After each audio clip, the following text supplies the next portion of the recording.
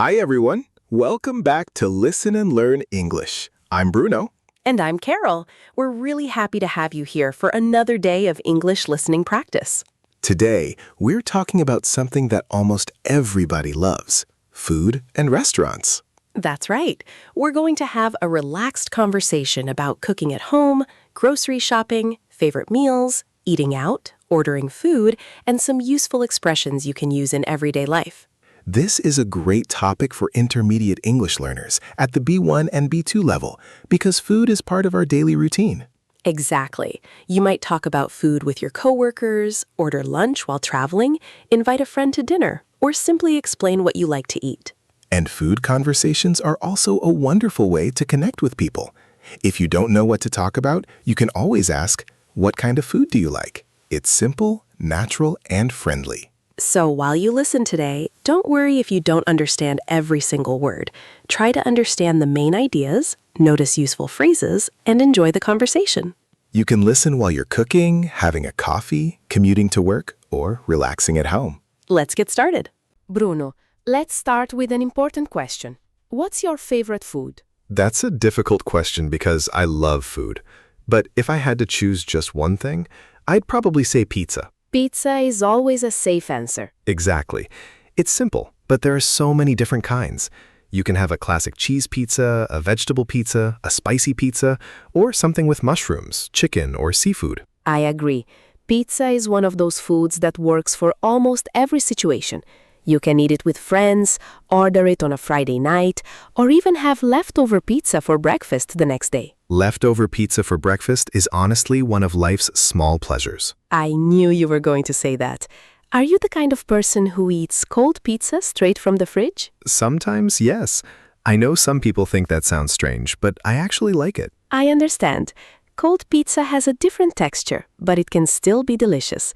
Personally, I prefer to heat it up in the oven or in a pan. That makes sense. It becomes crispy again. Exactly. And what kind of pizza do you usually order? I usually go for something simple, like cheese and tomato or maybe pepperoni. I don't like too many ingredients on my pizza. So you're not someone who puts everything on it? No, I think when there are too many toppings, you can't really taste anything clearly. It becomes too heavy. That's true. Toppings is a useful word for our listeners. Toppings are the ingredients you put on top of a pizza, burger, salad, or dessert. Right. You can say, "What toppings would you like on your pizza?" Or, "This ice cream has chocolate sauce and nuts as toppings." I like that.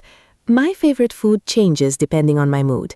Some days I want pasta, other days I want a big salad with lots of fresh vegetables. That sounds very healthy. Well, I try to eat healthy most of the time, but I also love desserts. I have a serious weakness for chocolate cake. Chocolate cake is hard to resist. Especially when it's warm and soft in the middle. Oh, like a chocolate lava cake? Yes, that's exactly what I mean. When you cut into it and warm chocolate comes out, it feels like a special treat. A treat is another useful word. A treat is something enjoyable that you don't have every day. It can be food, but it can also be an experience. Exactly.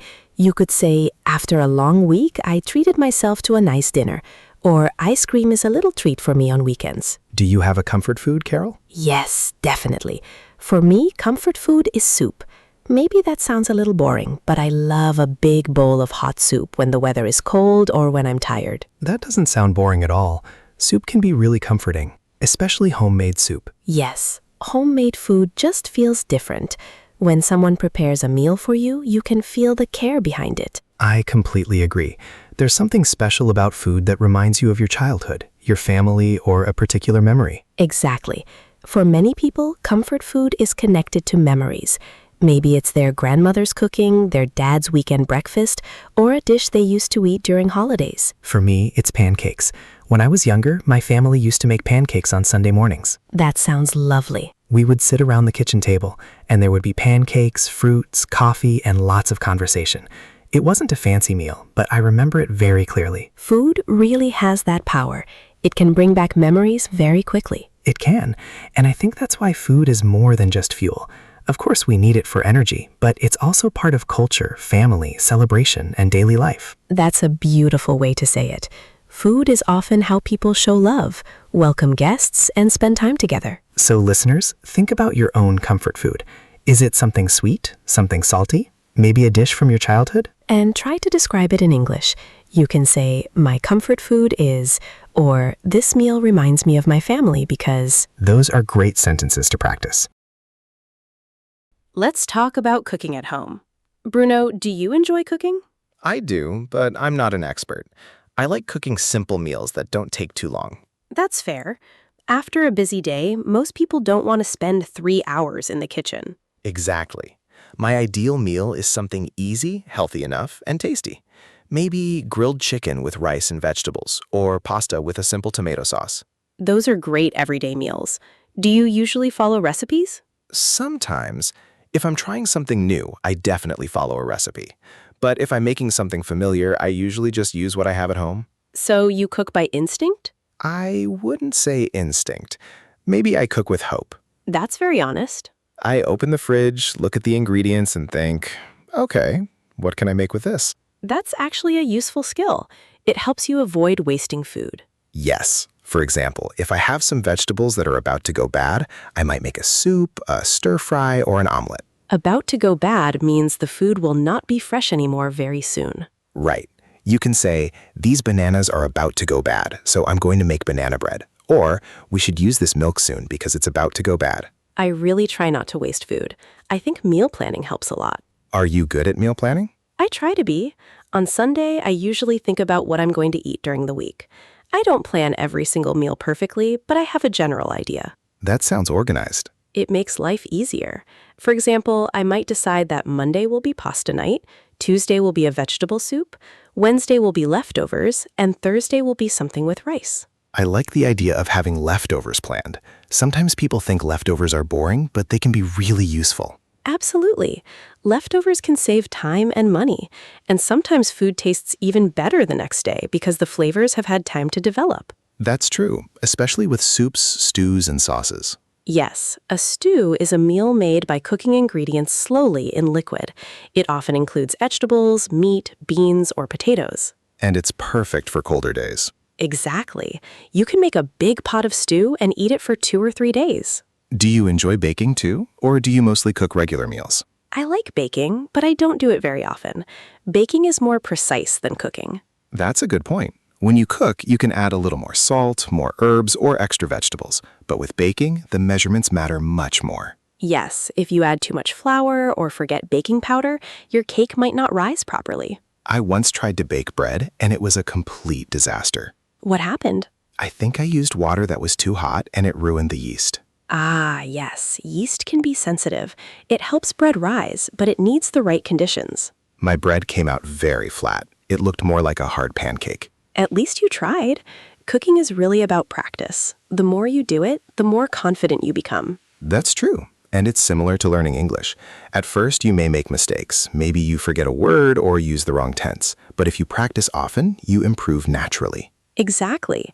You don't need to be perfect. You just need to keep trying. What's one easy meal you would recommend to someone who doesn't like cooking? I would say an omelet. It's quick, it's flexible, and you can add almost anything. Cheese, tomatoes, onions, mushrooms, spinach, or leftover chicken. That's a great idea, and it's a good way to practice food vocabulary. Yes, you can say, first I crack 2 eggs into a bowl. Then I add a little salt and pepper. After that, I cook it in a pan. Crack an egg means breaking the shell so you can use the egg inside. Exactly. And a pan is the flat cooking container you use on the stove. Very useful kitchen English. And remember, listeners, you don't need to cook complicated meals to speak about cooking in English. Simple meals are perfect conversation topics. Now, let's talk about grocery shopping. Do you enjoy going to the supermarket, Carol? I actually do, especially when I'm not in a hurry. I like walking through the fruit and vegetable section and seeing what looks fresh. I'm a little different. I like having food at home, but I don't always enjoy the process of buying it. You don't enjoy the supermarket? Not when it's crowded. If there are long lines, loud music, and lots of people with shopping carts, I start to feel impatient. I understand that. Going early in the morning can be much more peaceful. That's a good idea. I usually make a shopping list before I go, because otherwise I forget important things. A shopping list is essential. It saves time, helps you spend less money, and stops you from buying random snacks. Although, random snacks are sometimes the best part of shopping. That's true. You go in for bread and vegetables, and somehow you come home with cookies, chips, and chocolate. Exactly. Supermarkets are designed to make us buy more than we planned. Yes, they put tempting things near the checkout counter. The checkout counter is where you pay for your items, and it's always full of candy, gum, and small snacks. They know people are tired by that point.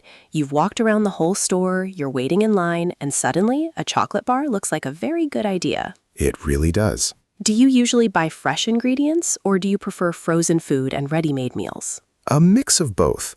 I try to buy fresh fruit, vegetables, eggs, bread, and things like that. But I also keep frozen vegetables at home because they're easy and practical. I agree. Frozen vegetables are very useful. They last longer, and you can use only what you need. Exactly. If I'm making a quick meal, I can take some frozen vegetables from the freezer, cook rice, and add some eggs or chicken. That's a great simple dinner. What do you usually buy every week? I almost always buy bananas, apples, yogurt, oats, eggs, milk, vegetables, and coffee. Those are my basics. Coffee is definitely a basic for many people. It is, and I try to buy seasonal fruit when possible. Seasonal means it grows naturally at that particular time of year. Exactly. Seasonal fruits and vegetables are often fresher, cheaper, and more flavorful. That makes sense. And they can be better for the environment too, because they may not need to travel as far. Yes, buying local food can also be a nice way to support small farmers and local businesses. Have you ever been to a farmer's market? Yes, and I love them. A farmer's market is an outdoor market where local farmers and producers sell fresh food directly to customers. I like the atmosphere there. It feels more personal than a large supermarket. It does. You can often ask the person selling the food where it came from or how they recommend preparing it. That's a great opportunity to practice English if you live in an English-speaking country. You can ask, how do you cook this? Or is this fruit sweet? Exactly. You could also say, what do you recommend? That's a very useful phrase in many situations. And if you don't understand something, you can ask, could you say that again, please? There's no problem with asking people to repeat themselves. Definitely. Most people are happy to help if you're polite. One thing I always check when I buy food is the expiration date. Yes, that's important. The expiration date tells you until when the product should be safe or good to consume. You may also see best before on some products. Right. Best before usually means the food may still be safe after that date, but the quality might not be as good. For example, it might not taste as fresh. Grocery shopping has a lot of useful vocabulary, doesn't it? It really does. And it's a great topic because it's so practical. Most people need to buy food every week. Let's move on to restaurants. Bruno, do you prefer eating at home or eating out? Most of the time, I prefer eating at home because it's cheaper and more comfortable. But I really enjoy eating out on special occasions. Same here. Eating out simply means eating at a restaurant, cafe, or another place outside your home. Yes, it's nice when you don't have to cook or wash dishes. That is definitely one of the best parts. What kind of restaurants do you like? I like small local restaurants with a calm atmosphere. I don't need anything too fancy. I just want good food, friendly service, and a place where I can talk comfortably. I agree. Sometimes fancy restaurants can feel a little stressful. You look at the menu and you don't understand half of the words. Exactly. And you feel like you have to dress very formally. I prefer casual restaurants, places where you can wear normal clothes, relax, and enjoy the meal. When you arrive at a restaurant, the first person you may speak to is the host or hostess. They might ask, how many people are in your party? And here, party means your group of people, not a celebration. Right. So if you are with two friends, you can say, a table for 3, please. Then they may ask, would you like to sit inside or outside? If the weather is nice, sitting outside can be lovely. Especially at a cafe. I love sitting outside with a coffee and watching people walk by. Me too. It's a great way to relax. Once you sit down, the server may bring you a menu. And sometimes they tell you about the specials. The specials are dishes that are available for a limited time, often only on that day. For example, the server might say, today's special is grilled fish with vegetables. And if you need more time to decide, you can simply say, could we have a few more minutes, please? That's a polite and very useful phrase. When you're ready, you can say, I'd like the chicken salad, please. Or, can I have the pasta with tomato sauce? I'd like sounds polite and natural. It's often better than saying only, I want. Yes, I want is not always rude, but I'd like sounds softer and more polite in restaurants. And if you have a question about the food, you can ask, what comes with this? Maybe the main dish comes with rice, potatoes, salad, or vegetables. Exactly. You can also ask, is this spicy, if you don't like spicy food?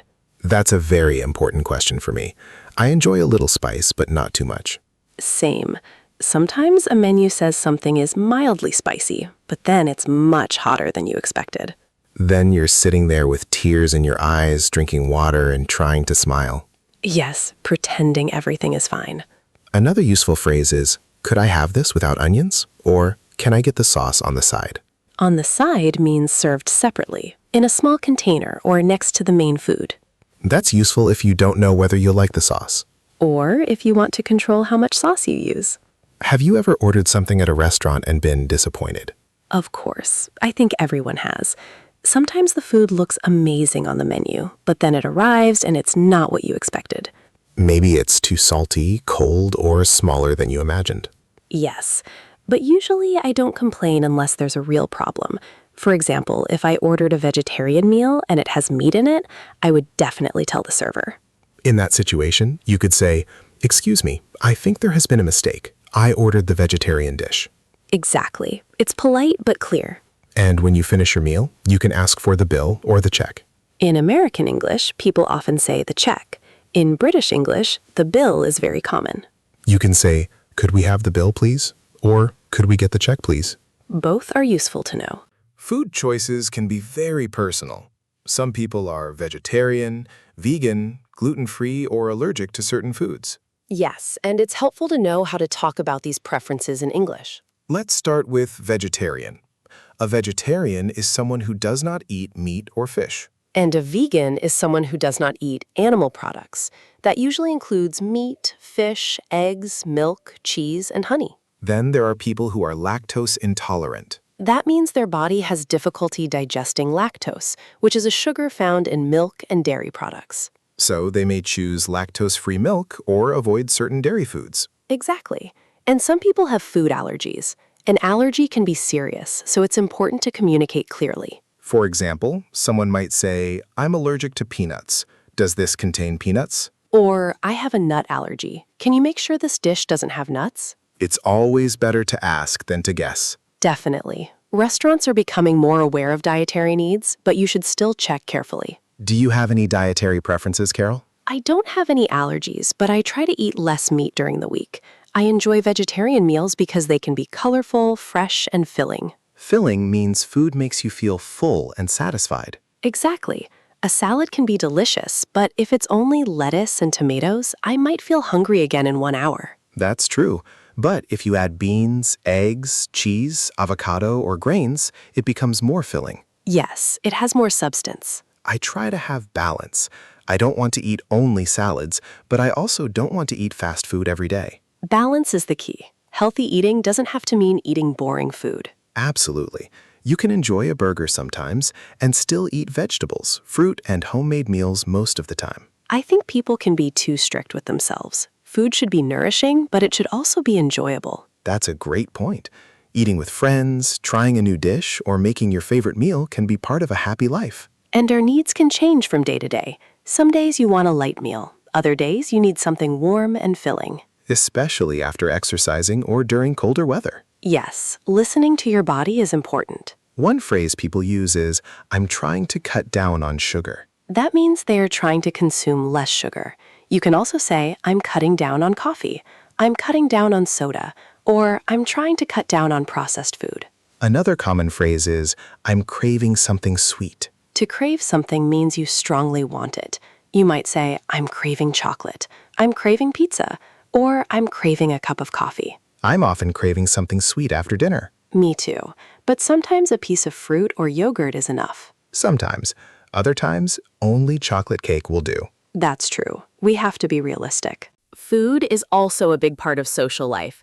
Think about how often people meet for coffee, lunch, dinner, or a drink. Yes, inviting someone to eat is one of the easiest ways to spend time together. You can say, would you like to grab lunch sometime? Or do you want to get coffee after work? Grab lunch sounds casual. It doesn't mean you are literally grabbing food. It simply means having lunch together. Exactly. You can also say, let's grab a bite to eat. A bite to eat means a small meal or snack. Right. Maybe you don't want a long, formal dinner. You just want something simple and quick. I think food can make conversations easier. When people are eating together, they often feel more relaxed. I agree. It gives you something to do, and there are natural moments to talk, laugh, and share stories. Do you like hosting dinners at home? I do, but I keep them simple. I don't want to spend the whole evening in the kitchen while everyone else is talking. That's smart. What do you usually make? Pasta is always a good option. I can prepare a big salad, make a simple sauce, put some bread on the table, and maybe serve fruit or ice cream for dessert. That sounds perfect. It's easy to share and most people like it. Exactly. The goal is not to impress people with a complicated meal. The goal is to spend time together. That's true. Sometimes the best meals are simple meals with good company. Good company means pleasant people to spend time with. You could say, the food was nice, but the best part was the good company. That's a lovely sentence. Another social situation is splitting the bill. That can sometimes be awkward. Yes, especially when one person ordered a small salad and another person ordered a big meal, dessert, and several drinks. Exactly. Then someone says, let's split the bill equally, and the person with the salad starts to look worried. In that situation, people might say, would you mind if we paid separately? Or, can we split the bill? It's a very useful phrase. Sometimes one person offers to pay. They might say, this one's on me. This one's on me means I will pay for this. Yes, you could say that when buying a friend coffee, lunch, or dinner. And if someone says, this one's on me, you can respond, thank you, I'll get the next one. That's polite and natural. Food is also a great topic when you travel. You can ask local people, where do you recommend eating? Or what local dish should I try? Trying local food is one of the best parts of traveling. It helps you understand a place and its culture. Even if you don't love every dish you try, it can still be a memorable experience. Definitely. And it gives you a story to tell later. So, whether you are cooking at home, shopping for ingredients, ordering in a restaurant, or sharing a meal with friends, food gives you many opportunities to use English. And remember, simple conversations are valuable conversations. You don't need perfect English to say, I love this dish, what are you having, or would you like some coffee? Small phrases can help you connect with people in a big way. Well, that's all for today's episode. We hope you enjoyed this conversation about food, cooking, grocery shopping, restaurants, and everyday English expressions. Today, we talked about comfort food, leftovers, meal planning, grocery shopping, ordering at restaurants, dietary preferences, and eating with friends. We hope you heard some new words and useful phrases that you can use in real life. Remember, the best way to improve your English is to listen every day. The more natural English you hear, the more comfortable English will feel. You don't have to memorize everything at once. Choose one or two phrases from today's episode and try using them this week. For example, you could say, I'm craving something sweet. Could I have the bill, please? Or, let's grab lunch sometime. And we'd love to hear from you. What is your favorite food? Do you prefer cooking at home or eating out? Leave a comment below in English. Even a short comment is great practice. If you found this video helpful, please give it a thumbs up and subscribe to the channel. We post new English listening practice videos every day, so come back tomorrow for another relaxed English conversation. Thanks so much for listening. See you next time. Bye, everyone. Bye-bye.